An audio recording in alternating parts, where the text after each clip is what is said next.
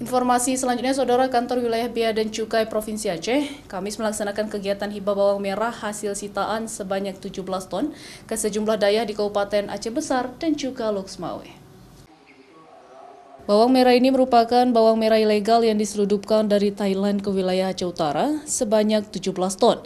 Tim Bea Cukai bekerja sama dengan sejumlah pihak, kemudian mengamankan bawang tersebut ke kantor Bea Cukai.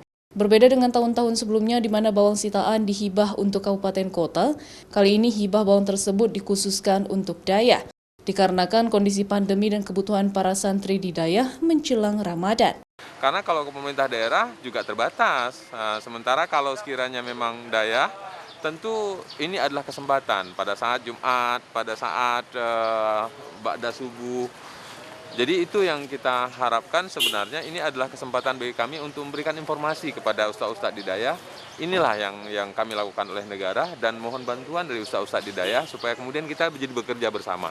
Alhamdulillah ini merupakan tindakan pemerintah yang sangat baik, yaitu penyaluran ini biar tidak mubazir dan dapat digunakan oleh anak-anak santri, terutama anak-anak santri di pesantren. Dan pun kami harapkan jangan cuma untuk anak santri, bisa dinikmati oleh masyarakat umum yang fakir miskin yang sangat membutuhkan kepada para penyitaan ini. Tim Bea Cukai hanya menyita bawang, sedangkan para tersangka masih dalam pengejaran petugas.